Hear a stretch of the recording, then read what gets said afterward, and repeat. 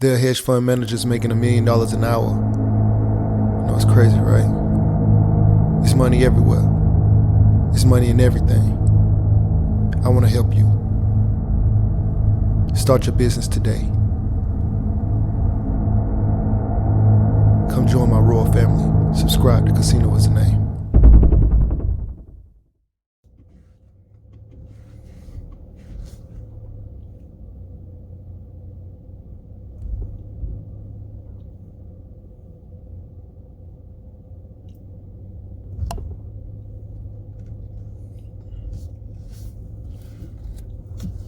Feeling good.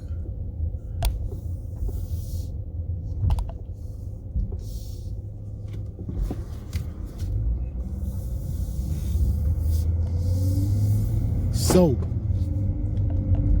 hey yo, what's going on right now? You watching Casino Is the Name, and I apologize if you hear rain right now because it is raining outside and I'm driving. But I just wanted to come to you guys and tell you about a conversation that was happening when I was at work. So a lady asked me what it was like getting out of the military from active duty and transitioning to the reserves, and all while being a disabled veteran, because that's what I am. I'm a disabled veteran. I'm 80% disabled veteran, and I get a VA check, basically.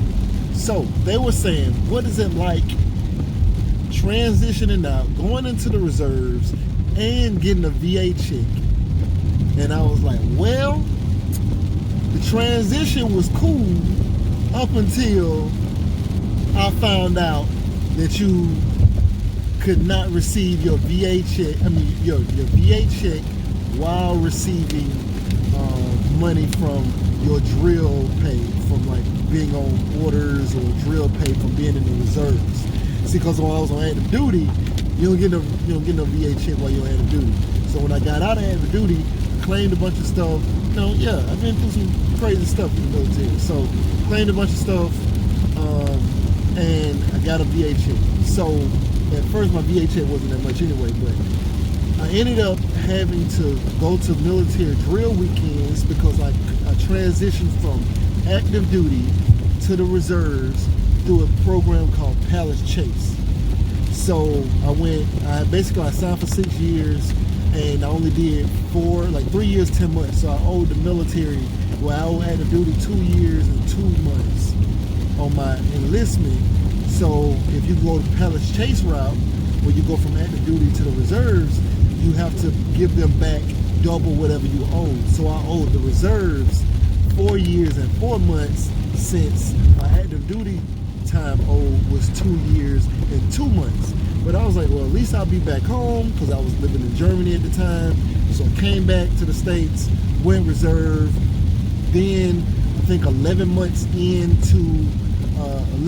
after being home in the reserves, I went and I filed my VA claim. So as long as you file within the first 12 months, I don't know if this is still the case, but when you get out of the military, active duty, as long as you file within the first 11 months, they backdate whatever your rating will be to the date that you separated. So I actually received a back pay settlement 11 months back. Actually it was longer than that, because it took them like 6 months to even process my claim. So I was like 17 months back paid from my first VA check. So they back paid me like 17 months. So it was a nice little check. But I wasn't really getting, I had a low percentage, like 20%. So I wasn't really getting a lot, only a couple $1,000. But so that's how that went. So run over speed bumps right now. Anyway, so I've been drilling this whole time though. I was on orders, been sent different places. I think I went over like 80 TDYs while I was in the reserves. Crazy number. But I was basically living off of the reserves. Like, you can get on orders. See, I was just thinking you're gonna do 1 weekend a month, 2 weeks a year. No. I did like 5 years of active duty time while in the reserves, like non-stop, on orders, here for that, on orders a month, off a month, on orders a month, off a month. And those VA checks, those military checks when you were reservist, pretty nice because you get like per diem, because everywhere you go you pretty much TDY, so you get per diem and stuff. So I was eating, I was good. And so I ended up even doing 1.5 years on orders, like guarding a gate, like working as a security forces augmentee. Yeah, with a gun on the side and all that. It was crazy. Anyway, so this whole time I'm getting this VA check. Wasn't a lot, but they hit me with back pay, because you cannot receive your reserve check and your military check at the same time. And when you do drill weekends, if you drill, your drill weekend is actually considered, well, 1 day on drill is considered 2 days. I don't know how to tell y'all how this works, but this is how it goes. 1 day on drill weekend is considered 2 days, like of regular military days. I can't really explain it, but it's a crazy system. You can look it up. I don't know how to explain it. But basically, so let's say you were supposed to get $900 from $900 a month from the VA. So that's technically $30 a day for 30 days is equal to $900. So if you do a drill weekend and you go to drill, they count that as 4 days for the VA. The VA counts that as 4 days. 4 days that they're gonna hold money from you. So even though you'll receive money from working that drill weekend, the VA is then gonna charge you 4 days. So if you normally get $900 for that month, you're gonna get charged $30 4 times instead of $30 for 2 times. You only work 2 days on drill weekend, but they're gonna charge you for 4 days. That's just drill weekend. They don't do like that for the orders. Like when you're on regular orders, they regular Title 10 orders or any other kind of military orders, they just go ahead and they charge you like 1 day for 1 day. But when you do drill weekend, now let's say you did 4 days on drill, because sometimes you might drill 4 days instead of, like maybe your commander allows you, or for some reason you need to make up a drill and you're going to do a drill, so you might stay around for 4 days. So on those 4 days that you actually work for 4 days, they're going to charge you for 8 days. But let's just say a regular drill weekend, 2 days, and it's $30 a day is what the VA considers your $900 divided by 30 is $30 a day. So that $30 a day is now multiplied by 4. So the VA is then going to charge you $120, 30 times 4, so it's 120. In case you need to calculate them, let you know right now that's what it is. 30 times 4 is 120. All right, so it's $120 that they're gonna charge you for going to work. That's crazy. That's crazy. But anyway, I ended up paying back like 40-something thousand, like, because my VA check was eventually got up higher and I was on orders the whole time. But the trick to it all is they don't come right then. They don't, and see, they don't stop it initially, because they don't stop it. Like if you get on orders for 30 days, they don't stop it. They need you to be on orders for like a year or longer or something like that before they actually freeze it, because it'll like reset or whatever or something. But they're just gonna let you keep collecting until about 2 years later, and then they're gonna come for it. So I was good. I was living good for 2-3 years, and then they came. And then they took all of that.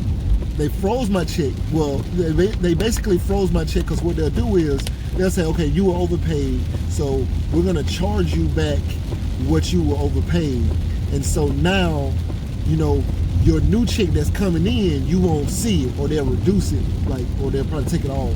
But they'll take that check to repay that check. But I was still on orders. So even though they were paying that debt back to itself, I was still on orders. So, and they like 2 years behind. So I ended up getting my check froze for a long period of time. But it didn't matter. I mean, I hadn't already did what I had did, because I had still got it. You know, it wasn't like I didn't get it. You know, you just got to manage your money. But I had got it.